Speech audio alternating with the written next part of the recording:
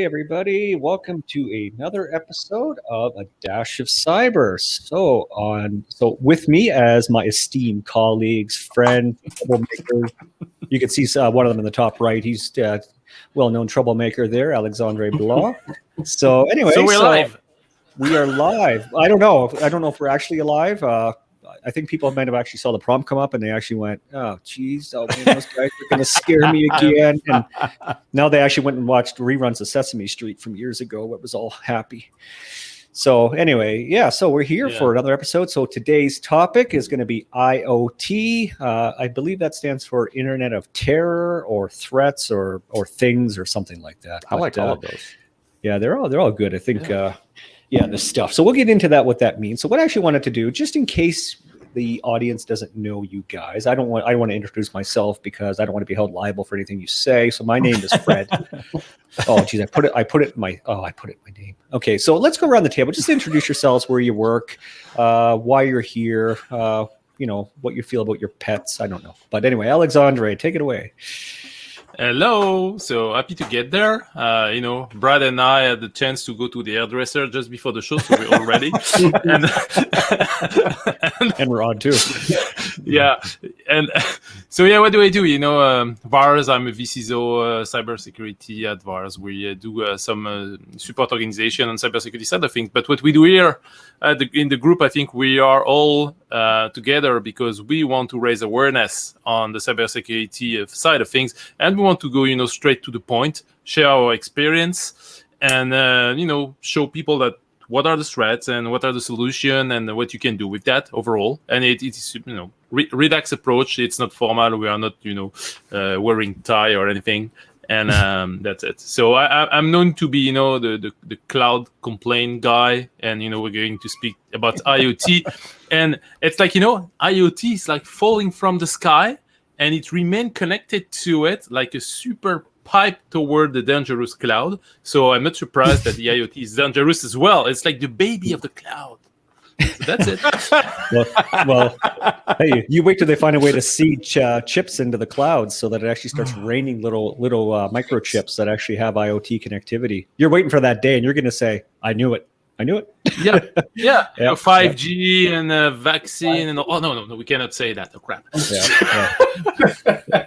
The jet trails will drop. The jet trails will drop them. They'll find a way to get them down here. Anyway, so let's move on before we get censored. Let's move over to Brad. So I'm Brad Rhodes. I'm the head of cybersecurity at Zavilo in Greenwood Village, Colorado, and I'm also a cyber warfare officer in the Army Reserves in the United States.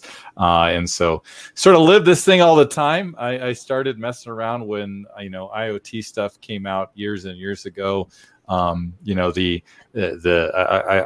like to think that I wasn't a pioneer in the maker community, but I like to play around in the maker community, and I got a boatload of Raspberry Pis, Omega Onion, stuff like that, stuff to mess around with, right?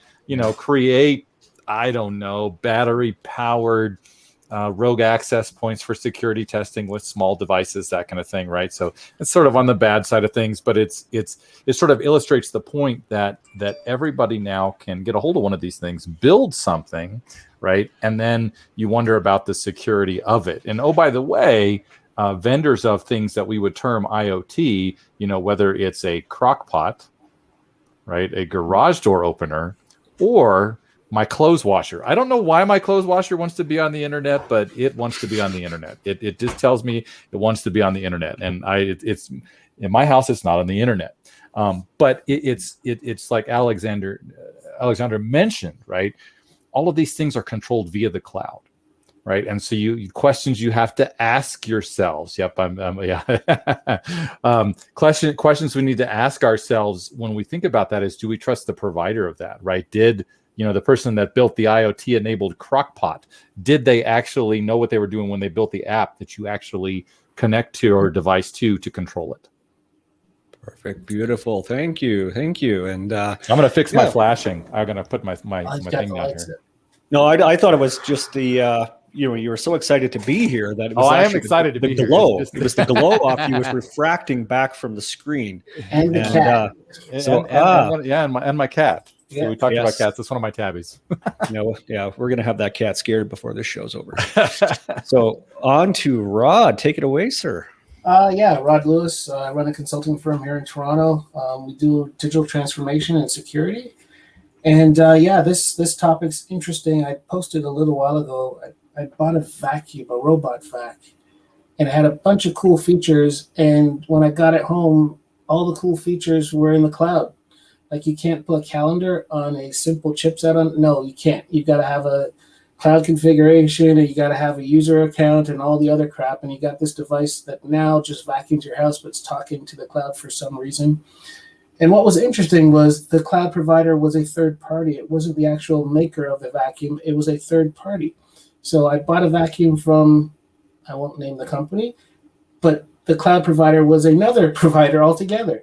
And so it's this whole kind of tie of the customer to some subscription, or tie of the customer to a feature, whether the thing will be a brick when it's done. But we're talking about security now, and it's part of the threat vector into your home, right? If you don't know who's running that thing and how well it's secured, all of a sudden you've got your front door open, and you don't do that in the real world. You don't leave your front door kind of wide open, hoping that nobody walks in. So why do you do it on your home network? And so that's, as Alexander said, we're trying to kind of open people's eyes. I tend to use the hashtag wake up. Let's get people to wake up to what's going on around them, whether it's their privacy, whether it's their data, and in this case, it's IoT on your home network. No, that's a great point that you bring across. And yeah, for sure. And of course, last but not least is myself, Ron Craig, and I'm just here to host. They keep telling me I'm going to get paid. They have not sent me any money yet. So this show is now going to be limited to 56 minutes. And next week will be 54 minutes until I see a revenue stream. Anyway, no. I knew there was a run somewhere. I knew there was a run somewhere. I knew it. So we're here to raise awareness, just like we always do. I think if you follow all of us on LinkedIn, and if you follow Alexandre in other places, dark places, you know that we talk about, keeping and really just awareness. And I think one thing you brought up, Rod, which is really interesting, is that people practice risk management and understanding risk on a day-to-day basis, and they actually don't realize it. I mean, when you go out your front door, you lock it. You actually are thinking about risk, and you are managing risk in your everyday life. You do it for yourself, you do it for your family, you do it for your pets. I mean, you do it for everything. But when it comes to technology, we actually seem to forget that we also have to manage risk for that, because it is actually it's a big part of our life. It's probably it's a bigger part than it should be, honestly. I mean, if we think about it, we have things that don't work. When you talked about IoT devices, and when you hook it up and it goes through this and that, but we actually are at a state now where things are connected and they don't actually work to their full functionality unless you actually allow it to have a cloud. It's almost like a hostage situation. And that if you don't actually take our subscription or take our recurring this or use our cloud storage service, your device will not function with all the features that we provided it, which is, a scary situation, which that means that we have to talk about, how to secure this. So if you are going to use them, let's at least know a little bit about what we're using and how to, it's like defaults. We talk about defaults all the time. Which they are getting better. I will give them a little bit of credit. The old admin doesn't typically happen on these devices nowadays. It is, imprinted in a random serial on the back of it or something like that. But so they are getting better. So I thought we would start out. So Rod was gracious enough to give us some really nice talking points that we're going to work through today. And really the first one is really simple. So what is IoT, which of course, as we talked about, Internet of Things. And that is, we're going to let one of the experts go in there, actually people who want to be liable for what they say, for home and enterprise. So how about, let's go in and start with Rod. You drew the list, so you lead how about you open it? Let us know, what is IoT for home and enterprise? I mean, again, in its simplest form, IoT is a device that it's either creates some functionality, it's a sensor, it can be anything that's connects outside of your network, and that's the whole point was Internet of Things, and the greater point was to really have as many of these things as possible. When we talked about sensors and other things in the industry, is to be able to deploy them cheaply, deploy them widely, and gather as much data points as possible. It crept into consumer goods So TVs and TVs and microwaves, and everybody had this great thought. If your fridge knows it's empty, it can send a note to Amazon and tell it that you need milk or you need bread or whatever. And all these cool thoughts came up. So everything became very connected. So it went from kind of the sensors in the industrial world and in the enterprise world to just about everything. But it can go from cameras, right? Almost all the cameras are cloud supported now. They're IoT. Printers, ton of printers are IoT. Your home devices, as I said, your appliances, etc., or IoT. And then you can get as simple as as I said, a sensor for your swimming pool, right? The temperature is wrong. How do you correct it? It talks to the cloud and it knows the temperatures are supposed to be in the right range. It fixes it. Or your thermostat in your house is IoT, right? For the most part, all these new electronic cloud-enabled thermostats that have all the fancy features are talking outside of your home. You've got an app, it talks to the cloud, your device talks to the cloud, and that's how you control it. So if you're in Upper Rubber Boot, Saskatchewan, you can change your temperature in your home because that's what you want to do. It's really come down to that, and folks love the convenience, but they bury their heads on the potential security implications, or they don't understand the potential security implications, and that's kind of why we're here today. Yeah, or aware of it. I mean, when you connect your device that you actually went and bought at Walmart that checks your, whether your feet are sweaty and you actually need to put new socks on. Which, hey, don't laugh, that might come. It's like, I mean, you can understand that the convenience factor. I mean, it makes sense why they're doing these things, but I kind of put the onus to the vendor to say, why aren't you actually? And this goes across all facets, not just IoT. This goes to everything that you use. Why aren't you not enforcing, MFA? Why are you not giving a security walkthrough video when you first get it? Why does it just, I plug it in, it turns green, it's ready to go? There is no awareness that's given to the consumer on most of these devices. It's just, what is your Wi-Fi password? If you even need that, just hit the actual WPS button and let it go. If you even use that, you shouldn't, by the way, turn that off on your router. Just a little tidbit. But yeah, it's and that's it. You're gone. It starts working. You have no idea where it's going, what it's doing, what it's sending, what it's collecting. I mean, you have a general idea what it's collecting. I shouldn't say you don't know what it's collecting, but you don't know all of what it's collecting. I mean, if it's a temperature sensor, well, it's collecting temperature. But you know what? It's also got proximity sensors in them. They know when you walk. Actually, this is a good case in point. If you have one of those Nest or Ecobees, they have proximity sensors that are in them that the screen lights up, and it actually knows when you walk in front of those devices.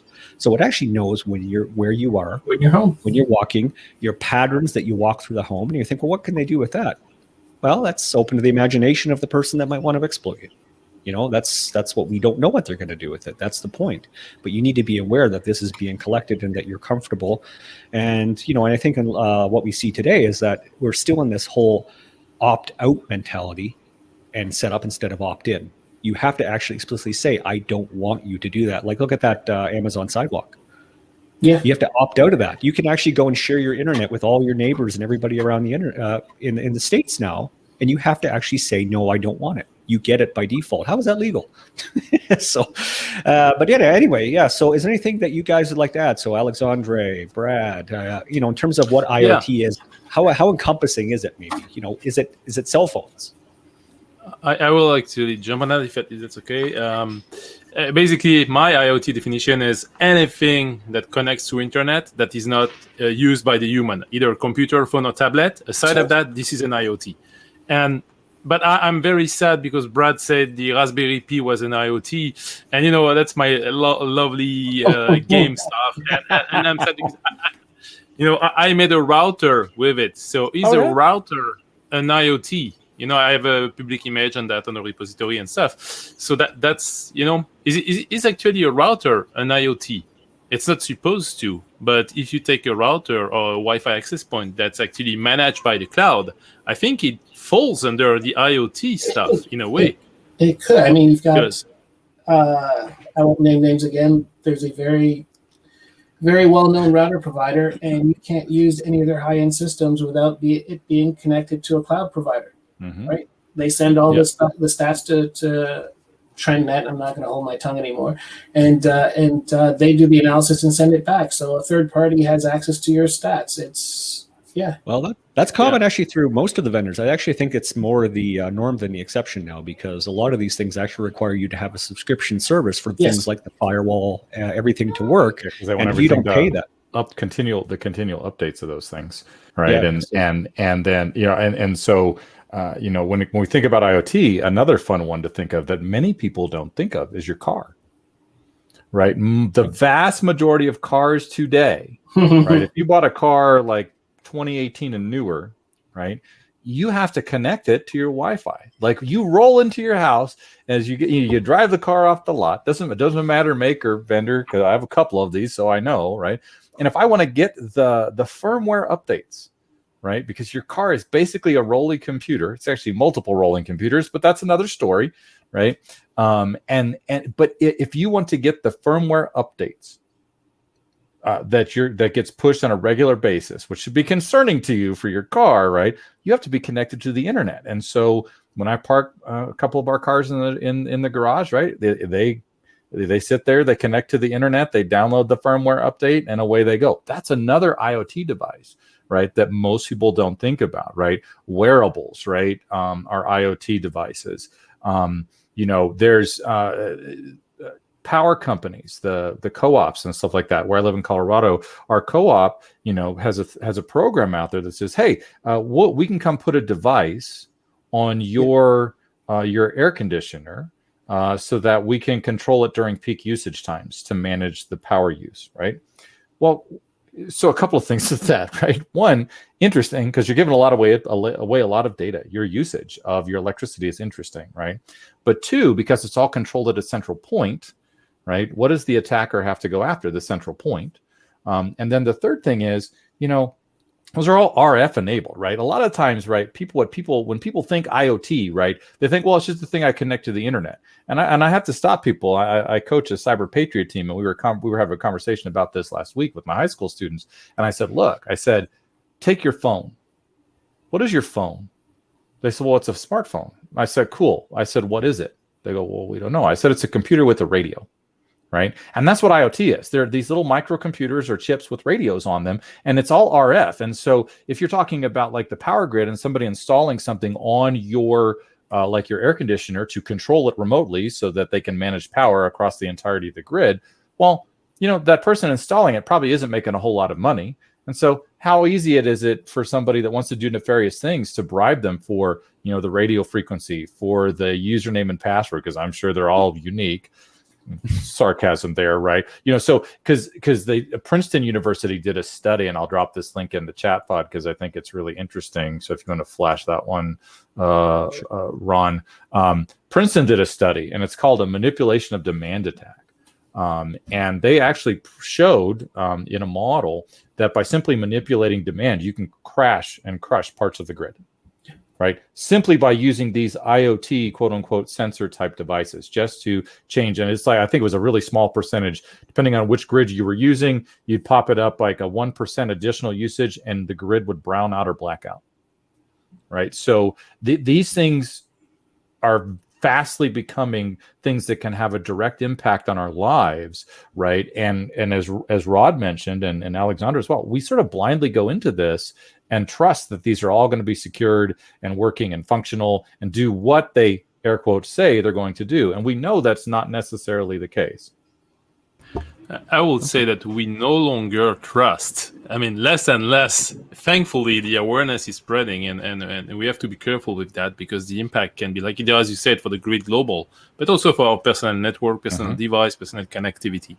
So, as Rod was saying, it's fun that you can manage your temperature remotely if you are in Saskatchewan and your stuff there. But maybe someone in Russia or China can do the same as well. Yeah. So is that something we want to do? Or even French, French people also very good guys. He's never going home now. I thought he had a chance, but now he just blew it. He's never going home. But in its basic form, it's like you have a device potentially in your home that knows when you're home and when you're not home, right? And so, and it's big, like just basics. If somebody wants to physically rob you, and they can get access and know that you're not home between the hours of 9 and 5 o'clock because you're at work and your temperature is down to like the lowest point because in the winter or the highest point in the summer, whatever, because you're not home. Like, that's data. It can be used against you in just the simplest ways, without getting into whether the Russians or the Chinese or the French are coming after you. You're providing data points to a bunch of people that you don't know. Or your home cameras, right? Somebody can see, oh, the cars aren't in the driveway. Yeah. Well, I think what we have to make people understand too is that, you know, when I think they're, you know, if I was looking from a spectator and hearing about people coming after me, you know, I mean, I've seen enough mafia movies, you know, you know, but I'm looking at it from, you know, why? Why do they care? Why do they want to come after me? Because I think, you know, we always have to go this down to the lowest common denominator of, you know, ROI, you know, and you are basically a source for cash. You know, most of the time, I mean, 99.99% of the time, they are coming for you for your money. You know, we always hear about these nefarious, well, they're coming to steal this and, you know, get access to your contact. I mean, yeah, if you're a high level government executive with, you know, access to policy, yeah, you've got a little bit higher risk profile than, so, you know, somebody sitting at home watching YouTube. You know, they're basically looking to get your money in some way. So that's really going to be the exploit. And maybe it's also for shenanigans. You know, I mean, I think if you're going to install and mess with somebody's thermostat and turn the heat up a little bit, you know, I think, you know, some people just do stuff because they can. They go to Shodan and they say, oh, port's open, let's see what we can do. And maybe they'll just have some fun. But you know what? They're also going to be thinking, well, what can I get out of this? Can I get you, okay, if you don't give me, you know, $1,000, you're not going to get access to this, you know, to your network back. You know, it's always about money, really, when you think about it. It really is. So one of our next question coming up, and I guess that, Rod, you wanted to kind of differentiate, and this is probably for more of the commercial and industrial market and manufacturing, but what is IIoT, which of course is the industrial Internet of Things. So if you, so let's so Rod, if you want to take that away too, just, you know, kind of define, why are we separating these out? Why are we looking at IoT as home enterprise, and why is IIoT? Why are they even have these as separate entities? Yeah, the reason we differentiate is this is because just the kind of criticality of it, right? So you've got, I mentioned sensors in the original. You've got power grids and water supplies and nuclear plants and all these things that control cities and countries and airports and everything, and industry, right? And so the industrial Internet of Things are these sensors that were put in place to really try and get more efficiencies out of the environment that they're put into. As I said, power plants, water plants, sewage plants, etc.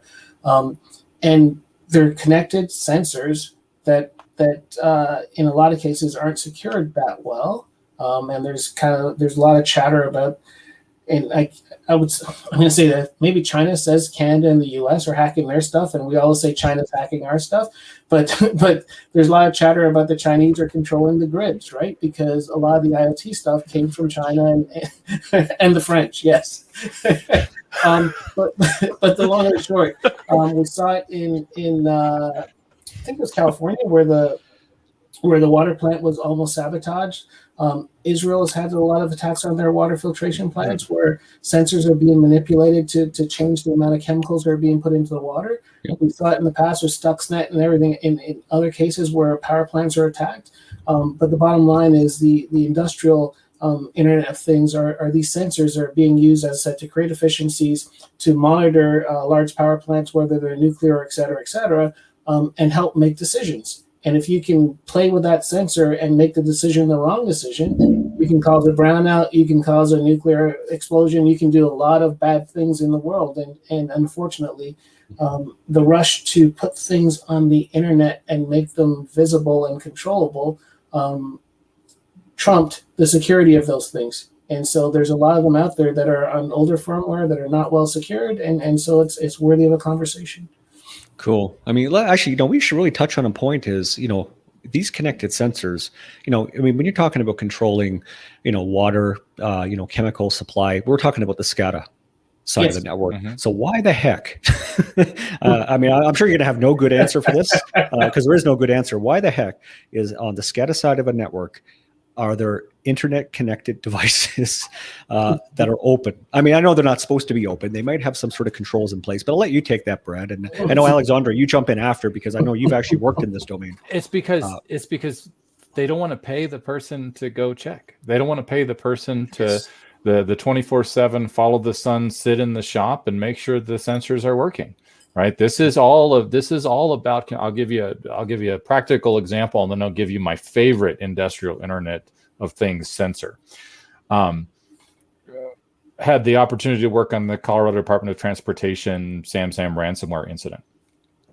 One of the machines that got hit was actually the thing that controlled the card readers for the doors. Now, what do you want to have happen in that instance? You want them to fail open so people aren't trapped in the building. That's terrible, right? So they failed open and stayed open because the machine had been hit with the ransomware and there is no way to recover it. So they had to rebuild the entire system from scratch. So, to your point, Ron, when you have one of these sensors that's, connected to something live, right, it can actually cause a significant problem. It can be, it is in that layer, we all are familiar with the OSI model, layers 1 to 7, right? Well, layer 0 is where industrial control systems reside.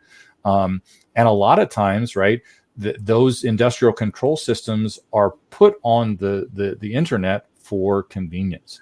And I've talked with various providers of these capacities and capabilities, and some of them, their answer is, well, we do security through obscurity. Nobody's like, I've had vendors and providers tell me, nobody cares about us. I'm like, really? Here's what?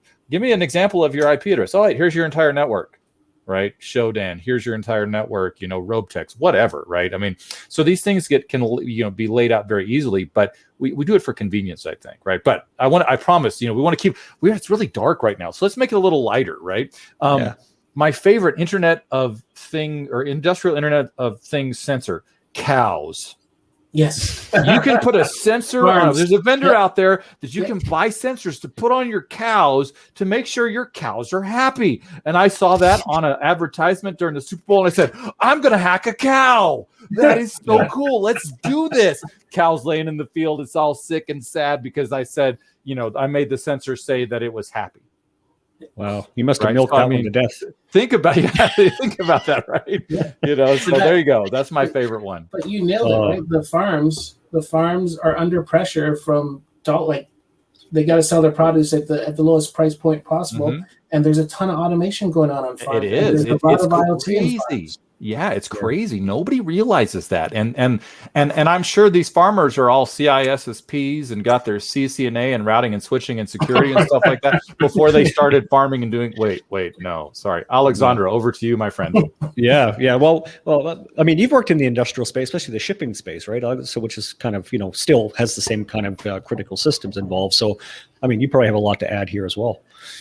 Yeah, so many topics I had to take notes. So first of all, one of my favorite IoT will be the cat tracking IoT. You put on the cat so you know where it's going, all the whereabouts, and if you lose the cat, you can actually find it. So that's kind of the same of the code. Speaking of IIoT, basically you said this is ICS connected to the internet and industrial control systems that were not designed to be connected, to be honest, because there is also a life cycle of the product in ICS.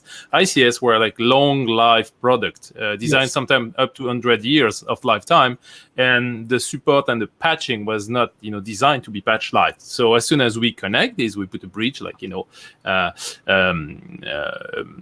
protocol to IP, then we open this device to vulnerability. So that's one issue. And also, the COVID stuff did require people to work remotely as well. So it has been accelerated due to the pandemic, having people in the need of doing the work remotely as well, aside of saving. That was one of the challenging part. And finally, what we see with the IIoT and the IoT, it's where the real world actually collide with the cyber. Where the incident can actually affect the human and the people on the physical way. Because cyber incident, it's just data, who cares? But with the IoT and linked to the ICS, we reached that thing. And the first rule on security side is the safety of the human. So when if you study CISSP or any framework, the key point is always protecting people. So safety of the human. And IoT is a big lever on that side of things. And finally, you spoke about the cow and the farming side. And I shared an article like a couple of weeks ago about this John Deere tractor, Now they come with a subscription only. if you want to run this thing, you must subscribe to the cloud service.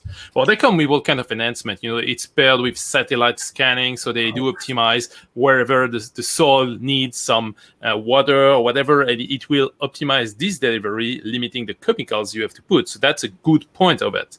But the bad point is, first of all, it's a mandatory subscription.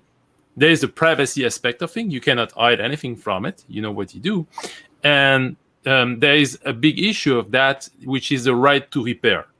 Because as soon as you want to fix the thing yourself, you void it, and the thing has some integrity mechanism that avoid any people to fix it. So that's critical, the issue.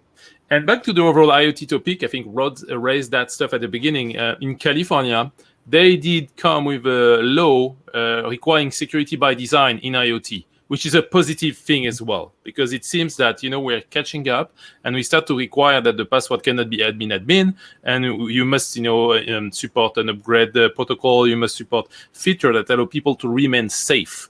And I think it's kind of late given the colliding route of physical world and cyber world, but this is a good point. So we have cool thing, enhancement, productivity, and enabling people to do more and better.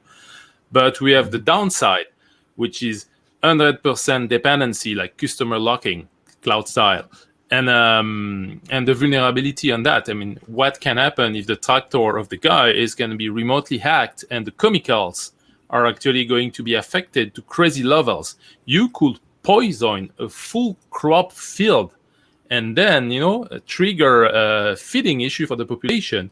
And that might not appear or be super transparent if this is smartly done. Like we saw like some nasty IoT. You spoke about the malware that went against the nuclear plant. So they did not detect because everything was stating it's nice. Now, if this is happening at a large scale on the farmer side, we're going to have a country famine issue. People are not going to be to feed anyone. So that's the kind of threat that we have to adjust. So enhance productivity, but security by design, people, keep it in mind. Yeah. Yeah. One thing that we always have to watch too is that, a lot of the times we see, there's going to be somebody that's going to be monitoring these systems. So let's say all the farms decide to go with some sort of connected sensors. They're going to need somebody to host and manage those sensors. So they're all going to go and reach out to some sort of MSP. Most likely, they're all going to follow suit and go to the same one. And of course, hey, look at that. We have a single point of failure and a single point of risk. So that that MSP is going to get hacked. Then they're going to get taken over, and then they're going to be able to control the sensors of over 10,000 farms with a basically single click of a mouse. And that just happens by design. I mean, as people get market share, everybody goes and jumps on ship, and all this. So I mean, and we see that with a lot of the exploits today. I mean, it's all back to ROI. You want to be able to affect and do as much damage and collect as much money as simply and as easily as possible. Now, of course, these are higher targets to get into. It's a lot easier to break into, a person's personal email than hopefully to break into an MSP. Let's cross our fingers on that one. But, we want to make sure, but of course the return, it is worth the effort to get into a large MSP because what kind of damage you can actually cascade to. Well, so even worse, Ron, and I kind of threw it in the chat, right? There's kind of three layers to the whole IoT thing, right? You've got the management layer, you've got the API layer, and then you've got the actual IoT endpoint, right? All these IoTs are talking back to a cloud, so I just have to hack that cloud provider. Yep. Right, and if it's whoever's supporting the farms or the miners or the water filtration plants or whatever, I just have to hack that cloud provider, and I get access to all of the people that bought that product, right? I just have to hack that vacuum clean provider, and I get access to everybody's housing schematics because they're mapping people's houses, right? It's funny and scary at the same time. Well, and to that point, right? i.e. hacking the cloud service provider. One of the things, and I've been doing some study and research on this for our day job, is the different cloud providers and how they segment stuff and that kind of thing. And, we talk, and I know this is Alexandre's, favorite thing to talk about, right? I mean, how many times do we see misconfigurations in the cloud? Because as I've gone looking at, the AWSs and the Google Cloud Platform and the Azures and the others, right? They're all different, number one. And I get it, right? Different vendors got that, right? But it's bloody complex. I mean, it's like I can screw that up. I am pretty darn certain if you gave me a cloud thing to run some stuff on, I will screw it up bigger than day, right? Because it would take me time to really figure out how to do it right and secure it properly. And the danger of IoT in the cloud is that, again, it goes back to that trust thing. Do you trust that the organization that built the device, it has to be connected to the cloud? Do they understand that basic security to segment everything, keep everything secure, isolated from other stuff, privacy aspects, all that stuff? Does that organization that is selling that IoT thing, do they really understand all of that? And I would venture to say it's probably a 50-50 proposition. There are some there that understand, like you said, Ram, the ROI. If you don't do it right, you're going to lose market share. But then there's the ones that are out there making the quick buck, and they're hoping that they skate by. And in many cases they do until there's a breach. And then, you see the news about, the T-Mobiles and all the other breaches over the last couple of weeks. And, and AT&Ts and all the other ones out there, you can track this all the way back to everything that's happened this year. And it's crazy. And then, you want to go look and, I say, what's the root cause of all of that? And it's probably all tied back to Alexandre's favorite stuff. Cloud equal leak. And you know what the French will do with all that? They will hack the tractor, connect it to Facebook Farmville, and when you play Farmville, it's going to actually crop the real field. Oh, wow. We better hope we don't play any kind of space shooter. No Farmville in France, apparently. So we don't want to do that. Yeah, he's just throwing France under the bus now. So we want to move on to the next point here that we wanted to bring up, and I think it comes to amplification based on what you can do. In the past, and this makes perfect sense. How much damage can somebody do with a limited amount of bandwidth and speed? Now we're at a point where things are blistering fast. I mean, it's incredible how quickly you can actually get things today. And of course, with 5G, that's what we wanted to talk on now, is the amplification of these effects and risks due to 5G, because I think that is a concern. Now, 5G doesn't affect your Wi-Fi at home because that's already fast. Matter of fact, 5G is faster in some cases. This is allowing connectivity of these devices from pole to pole to pole all over through the city. So, the I guess the access rate and the access capabilities of the attacker is going to go up considerably. So what are we looking for here? Brad, if you want to jump in on this, looking for, how does the 5G really going to affect us going forward? How is it affecting us now? So there's a couple of things, right? One, there are some vendors out there that are actually being smart in terms of positioning themselves to take advantage of what's going to come with 5G. The way 5G is designed, we're talking upwards of 1 million devices per square kilometer, right? So that could be your standard things you connect to the internet. It could be laptops, cell phones, all that stuff, right? But now we're talking about wearables, medical tech. One of their stated thing is they want to have, real, I can't imagine, I can imagine it, but I don't want to see it, like real-time VR, in 5G, right? Like, so yep. Lord knows, we thought Google Glass was going to be an issue. Wait till we get to 5G. But so there's that aspect of it, right? IPv6 comes into play here. Every single device is going to have its own IP address. Public IP. Its own public IP address. I want you to think about that, right? So do the math. I can't do the math. 2 to the 128. That's how many devices. I can get like 4 billion of my own devices or something like that with that math. It's crazy from IPv6 perspective. Think about the attack surface that does. Do you think we have a hard time finding a needle in a haystack now? And we're just dipping our toe in the IPv6 water, right? We're still living in IPv4 land when it comes to most of the attacks, right?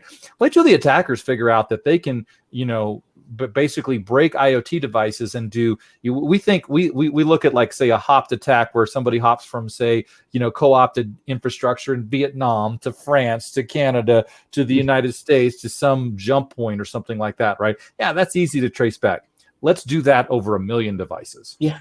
Right. Think about it. Right. That's coming. Right. We think this is it's going to be convenient, and then it's going to be scary all at the same time, because it is going to be very, very difficult to chase all of that down. And oh, by the way, IPv6 good on you if you can do that math in your head, because I can't, right? Because it is just it's like taking the complexity we see of the cloud, right, and then spreading it across, billions upon billions of devices across, the world, and that's where we're going. No, it makes perfect sense. And in billions, actually, we're on track now to actually hit. Are we on track to, in the next few years, to actually have more IoT devices out there than humans? 40 billion devices, 30 to 40 billion devices per Cisco by 2030 is what they're predicting. It's crazy. Okay, so that means everybody's going to have 5 in their house, and they're all connected to the cloud. But that's Alexandre's problem. Have you seen my EMP gun somewhere? Because I think I'm gonna expand the range of it, 100 meters around. I'm gonna travel under the coat, and it's gonna be a little EMP. Poof! Beam! 100,000 IoT shut down. Sorry. We're gonna actually collect that audio snippet, and we're gonna put that everywhere. So expect to see that at a theater coming soon near you. Alexandre's voice all over the intercom. Yeah, well, interference and electromagnetic, stuff, it's going to be challenging because we can already barely have in the wave range a proper Wi-Fi when you live in a condo. I mean, I was, before moving to the countryside, which I don't regret at all, I had 80 Wi-Fi in a 3-floor building, and because of all the building around, and I could not have proper Wi-Fi. So I understand that 5G is designed, for all of this. But then when you start to try to locate with your, a Wi-Fi analyzer or 5G analyzer, it's going to be such a mess, man. Running a diagnosis on a failed communication at this scale is going to be quite something. I mean, if you think about supporting that, customer support. Hey, my little thingy doesn't sync. How many do you have in your home? I don't know, 1,500. You might not be wrong. You might actually. I think most homes probably have 5 to 10 of these. Well, it all depends, I guess. If we skip the classification, whether it's on you, in your home, in your car, what is actually around you and centered around you as a human or your family is probably going to be, it could be in the dozens, it could be in the hundreds that actually you have connected. Best thing to do is go into your router and go to your device list and see how many things are actually accessing the internet. Probably 3 of them are maybe your computers, and the rest of them are IoT devices. And I bet they completely far outnumber anything in your home that is a standard traditional computer system, if whatever that even means today. As long as it's not 5G, because when it's 5G, you have no visibility at all, no inventory. Yeah. You don't know. And that is the selling point is 5G will allow you to put sensors on everything, right? Yep. Yeah, and that make me think. Accessible sensors, and it's scary. And you saw the last iPhone news somewhere about the direct SAT communication if the network fail. So you're going to have 5G stuff, but there is also a developing trend, I shared something about it lately as well, with low orbital satellite network, allowing low voltage, low power device to have independent autonomous satellite communication. So it's not high bandwidth, but it's totally suitable for IoT as well. And it seems that Apple is bringing that into the next iPhone. Basically, if you do not have network, you're going to have sat link for basic, texting and stuff like that. Well, think about that, because this is so many out of band communication by design that I don't know how we're going to achieve the actual security. We speak now, we say today the perimeter is gone, blah, blah, blah, we do endpoint stuff. But when that thing is spreading and I have interconnection capability, you spoke about the sidewalk of Amazon that actually can share your Wi-Fi information toward neighbor and stuff like that, it's already there. So when this is going to come, we are going to lose the control side of things. And I wonder what's going to be the KPI for us to see if it works to diag that thing and who is going to understand that stuff. Because, I speak about the EMP, but let's say you don't want to blast them, but you just want to know where they are. They're going to be a big market of RF scanners, the old stuff to detect hidden camera, the spy agent stuff. We're going to have RF detector, small stuff to see if anything is communicating. Yeah. It's quite challenging when you think about the attack surface, which is a basic concept of cybersecurity. Know your inventory, know your attack surface, know your data flow. Boy, this is all going to vanish, because how are you going to deal with your mobile phone speaking to that device, which device speak to another device, which speak to SAT-Link, which eventually grab a 5G and then a Wi-Fi. There is no visibility, no inventory. That's going to be something challenging. I see Mike is setting oscilloscope for the win. Yeah, but I believe that we can have like miniaturized device to detect this kind of stuff. Then what do you do? Do you blast them? Directional EMP? I'm thinking about the defense mechanism or security control. But Brad, military stuff. You saw the Fitbit stuff. Yeah, Strava. Yep, that was a great example of where you don't know.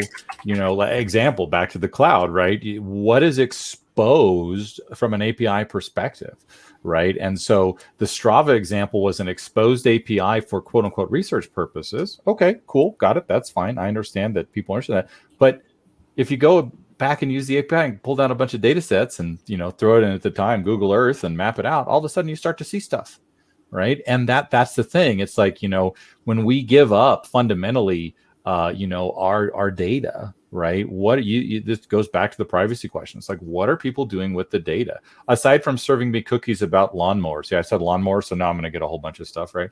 But like again, you let's say you're in the market for a lawnmower, and all of a sudden, like every single ad that you get served. Now, granted, I crush all those because I have a pie hole, so I don't see those, which is awesome, by the way. You should totally do that. And so, but if I were seeing ads, right, I'd be seeing ads about every single lawnmower brand out there, because that's the way this works. Now, imagine that with 5G, right? We always talk about the fact that these various IoT devices likely have microphones on them. We know that's a truism for streaming devices, for TV, stuff like that, right? There's always these hidden things because they're always looking. Vendors are always are looking for that angle, that next marketing thing. What data can they gather? What can they use to sell us the next thing, right? And so, imagine that in 5G space.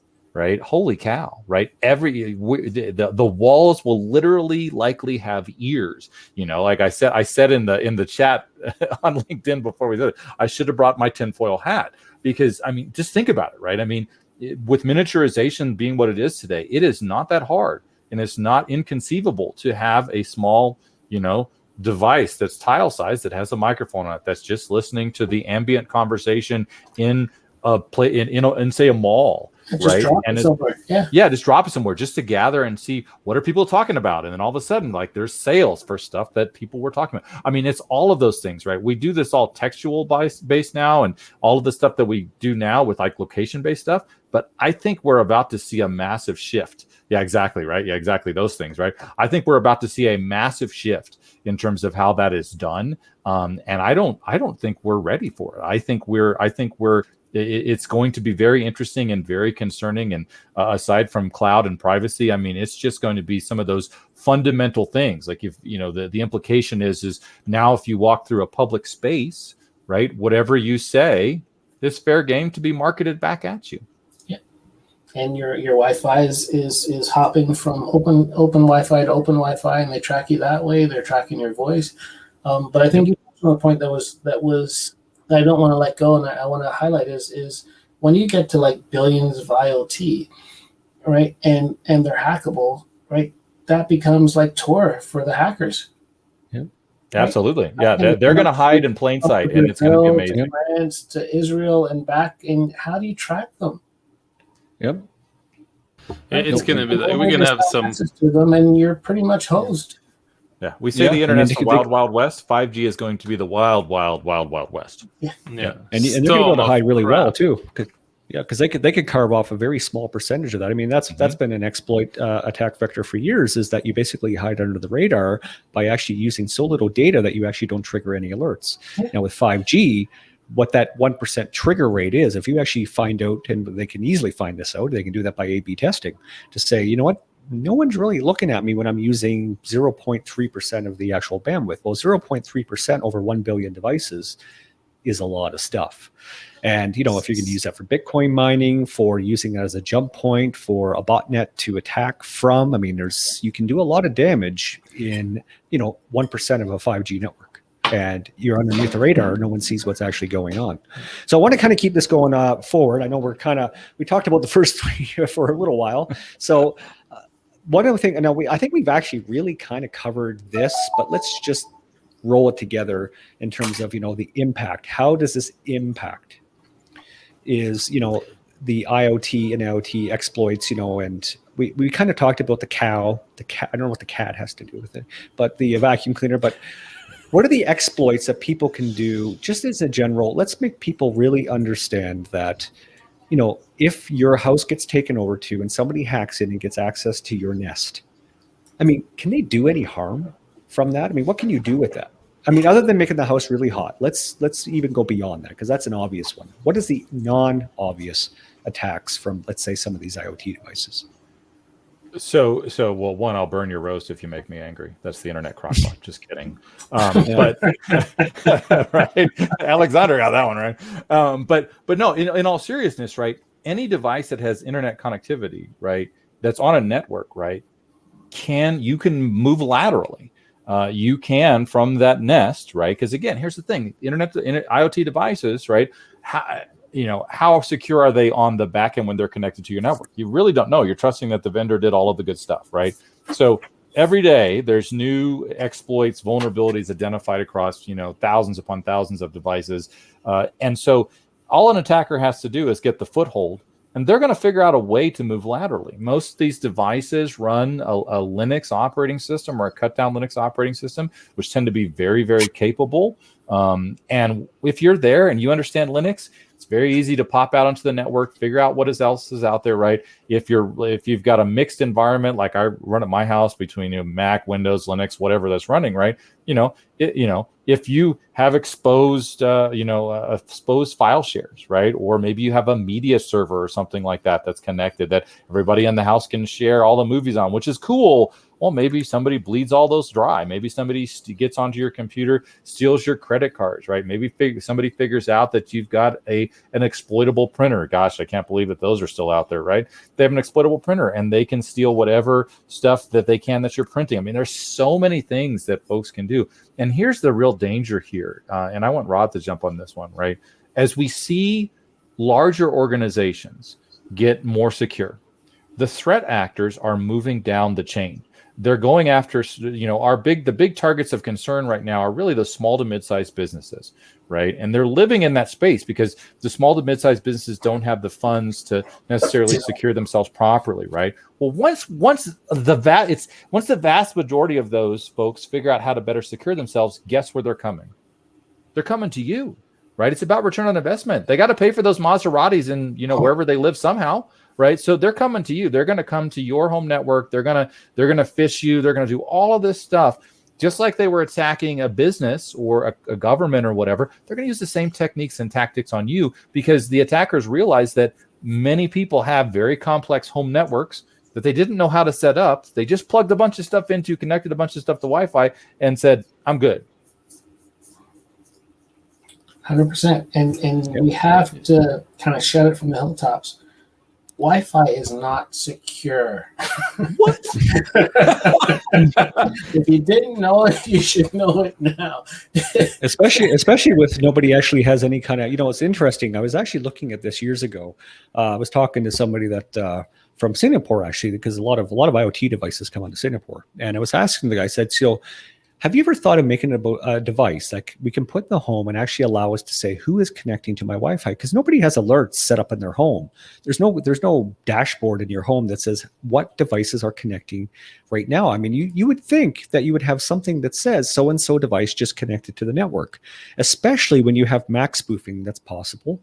Because that's one thing about Wi-Fi is you can beat the heck out of that router. You can go using Jenkins and whatever you want and try to get access, grab a MAC, which of course in the handshake is freely accessible to everybody that's within range of your router. You can find out every MAC address. That's why it makes no point to hide a SID or hide an actual MAC address or any of that, and putting device allow listing, because it doesn't matter. Anybody who has the skill set or the tools, actually just need the tools. Tools are automated these days. And you can just grab that and you can beat at that router every day, all day, 24 hours a day, and you wouldn't be any the wiser, because you're not actually beating at it. You're just trying to decrypt until you actually get something tangible back. That's when you make the connection, right? It's already too late at that point. Well, there is a point, like, we spoke about IPv6, Brad, at the beginning. Well, with IPv6, surprise, MAC addresses are gone. No more. This is a custom header. So that's over. No hardware identification. So that's going to be fun. Second thing, because we established that we cannot fight them, the IoT, should we take the Elon Musk brain implant and join them and become an IoT as human? So I can speak to all of this. Stop fighting. Yes. Oh my God! Now, are these cyborgs going to be from the French too, or no? No, I don't think Elon Musk is not French, but it could be, because it's weird stuff. No, I mean, it's so Wi-Fi isn't secure. If somebody wants to park up front of your house and hack away, like Ron says, they can, and they'll be very successful. It really comes down to like segmenting your network and just doing all the we always talk about basics, and I guess we're getting back to it, is just protecting yourself, protecting your family, protecting your home, and it's setting up your network properly. And if you don't have alerting for strange devices on your network, you should. Yeah. Now, one thing that so we were going to move on to the second next point. Sorry to cut you off there. No worries. So privacy. We security and privacy. I think they always get kind of meshed together, which they're not really. I mean, they belong together. I mean, they're kind of siblings of one another, but they really need to be talked about separately, because security and privacy are not the same thing. And with IoT, I don't think privacy is anywhere on the radar. I don't think there's even such a thing in IoT out there today. It's actually about actually invading and getting away from your privacy. I mean, their whole nature is to say when you're walking in front of me, when your temperature goes up. They're actually, by design, taking your private information from you, right? So you're now public. There is no private. You're just a public entity on the internet, especially if you're wearing a watch or a Fitbit. They own you. But I think, when it comes to that and privacy, I think what people don't understand, again, what is it? What do you have to lose? Who cares? And I hear this from especially younger people today. They always say, I assume I have no privacy, so I don't care anymore. And I don't think what they realize is that when it comes down to private information, I always like to put this into two different buckets: static and dynamic. Who you are, what age you are, where you were born, all of that to me is worthless, meaningless. I mean, there might be security questions around them. Who even does that these days? To me, the biggest ROI is about what you're doing right now. How many times you looked at that web page, where you go, all that dynamic data that you generate, and we generate a lot of dynamic data every single day that we wear these devices. A lot of data, way more data. Isn't there a stat out there, I think recently, that said we've collected more data in the last 2 or 3 years than we have collected in the last 40? And that's because of this dynamic stat tracking life that we live in. We are a statistic. We are just a bunch of statistics now. That's all we are with this data. So I think we have to make clear to people, privacy isn't so much knowing that your name and your birth date and all this. It actually isn't. That isn't the gold. That isn't the good stuff. The good stuff is what you look at, where you go, what political party you actually seem to you stay longer on their post than you do on the Republicans than you do on the Democrats. They can actually work with that to actually show you targeted ads that would better fit and suit you to sell you things, right? So all this stuff is really important. So I think with IoT, I don't know who wants to jump in on this one, but how, let's really look at that. So Alexandre, take it away and leave the French alone today. Yeah, no, it's not about the French. I mean, you raise a good point, privacy and security. We work like computer as human. We have behaviors. We take input from what we hear, what we know, and our decision-making process is based on the input we get.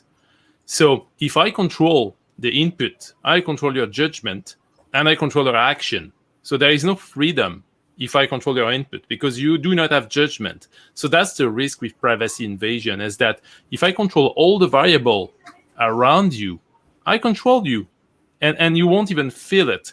And this is already, neuro-linguistic programming stuff. It's all psyop stuff. It already exists in many, many aspects of life. But the technology, the big tech, detect that in such a wide range, and this is linked, to deep fake and fake information, fake news. When you think about that, it's controlling the input channel of people to manipulate them. And you want to buy something, but why do you want to buy something? You think you wanted that, but the fact is that someone find a way to trigger a lever on you that make you want that stuff. And my point is that if you don't care about privacy, what you want is not really what you want. You want something because someone did put that ID in you. So to be you and to exist as a human being, and this is more like philosophical in the end, this is where the technology collide again with the philosophical humanity. To be a human, we should have our own judgment. Yep. And this judgment is clouded. Got it. He was waiting a whole hour to get that in there. You see that? He's scheming. But it's true. I mean, French. I often talk to people about kind of the open mics in your house, Alexa and Siri and all the other ones, and your cameras are in the cloud, and there's just so much stuff, and it just comes down to basics, right? So do you want a stranger knowing when you're home and when you're not home? Yeah, no, it makes perfect sense. Right? And so just basics of, you can come home and your house is empty, or you can come out tomorrow and your Lexus is gone because they wanted Lexuses today, right? So if you don't want that, then you need to start protecting your privacy, right? You need to make sure that you read the user agreements. You need to make sure when you buy stuff like a robot vacuum that it doesn't send stuff out willy-nilly, or it sends it out and you know where it goes. You need to be cognizant of what you're buying and what you're doing and why you have it. And if you don't care because that's your status and you're like, whatever, if it happens, it happens, that's you. But me personally, I prefer to know that I'm not leaking data. I know I leak some data. We all do. But I try to minimize the amount of data that I leak. Yeah, no, it makes sense. So let's talk about solutions. So, you guys talked about the segmentation, microsegmentation. So, who wants to jump in and basically just kind of let's I think, we were looking at, IoT, IIOT segmentation, microsegmentation, patching, and of course, monitoring sensor output. So let's just jump right into those and kind of, because we want people to have something to take away from the show, especially since we're out of time. We're getting low on time. So let's get right. I'll jump on that one real quick. So, one of the things that you mentioned at the beginning of this, right, is the basics of going on to your router and seeing what devices you have are connected, right? And, everybody's got stuff in their house that they've connected that they went, I didn't know that was connected to the internet. It's just like in business. You go, what is that? And why is that connected to I had no idea that I allowed that to be connected to my network. And so that's like a good starting point. The second thing is the proactive look, like you is taking that stock of inventory of what you have and then going and seeing, are there firmware updates that you can run on these things? And then making that decision, that risk-based decision that says, hey, I can't upgrade thing X, right? I either take it off my network or I decide to leave it on my network at a risk, right? I'm pretty sure that I can't upgrade the firmware on my refrigerator. Not that it's connected to the internet, because it's not, and it never will be. But I don't know how. I would have to do some work on my own to figure out how could I upgrade that firmware, right? And so, smaller things, sensors, stuff like that, IoT, IP-based cameras, those kinds of things, right? Some of those, your flat can't upgrade them, right? The firmware can't be changed. So you have to decide what your risk calculus is. And so that's very important. And that's not something that we do, even though we do it every day by walking out and locking our cars and locking our doors. It's kind of like second nature, that kind of stuff, right? But we don't think about it, right? We just assume that the vendors are going to take care of us, but we know that they're not. Anybody else? Yeah. Go ahead. Yeah. Well, we can reduce the risk by reducing our attack surface. I said the same for app on mobile phone, like all Android apps vulnerable or with malware. The less app you have, the less risk you take, because you reduce your attack surface. So that's the same thing with all this connected stuff. When you go there, aside of the fancy thing and curiosity, do you really need that connected stuff? And we say that, you cannot buy a non-smart TV today, but you don't have to connect the smart TV in most cases. And even we saw that Samsung now can remotely wipe your TV and disable the use. It's a new stuff. So maybe it's smart not to connect that stuff, because if it's not connected, that can be hacked, at least. So that's something you can do. You don't have to connect everything. You don't need to. Real life stuff.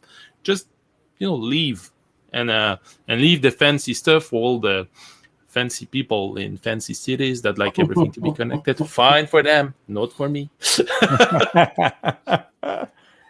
Rod, go ahead. Yeah, I would say do your due diligence. I think Brad, he nailed me in when I did the lament about the stupid vacuum. He was like, well, maybe you should have done some research before you bought it. And I'm like, you're right. If I'd done some research and realized that all the cool features were in the cloud, I wouldn't have gone out and bought it and brought it home. And most people, unlike me, wouldn't have taken it back. They're like, okay, shit, I got it. Let me load the app. And right, you don't want to get back in the car and take it back. So it's really do your due diligence in a number of ways. Understand what features are isolated in the cloud. And two, make sure the provider actually patches and maintains their stuff. Right? The last thing you want to do is buy something and then a year later it's obsolete because they released 2.x and this one has been set to the side and you're stuck with it. So just do your due diligence on the vendors, make sure you understand it, and don't be cheap, to be honest. Like the cheaper you go, the more chance you're going to end up with something that's not patched and not maintained. That's kind of the 2 cents I'm willing to throw on the table today. No, it sounds good. Well, thank you guys. I think, that really, was a great show, and about, talking about these devices. And, I think, there's a lot of them out there. We're going to have, sensors pretty much all over us at some point. We might even be cyborgs by the end of the year. So I think, Alexandre, for sure, I think he's definitely, he's gunning for it. So he's going to have 6 watches on. So anyway, well, I think I'd like to thank you guys. As always, your insights and your expertise is extremely welcomed. And, it's a great benefit to everybody who's watching. I'd like to thank anybody who joined in the audience. Thank you for your time today. And we ran a little bit over, so we're all cutting into past our lunch hour now. so anyway, guys, thank you very much. And that's it. So I guess we'll check out and we will see you next month. Yep. Awesome. Okay. Yeah, guys. Yeah, buddy. Thanks. Okay, see you now. Bye-bye.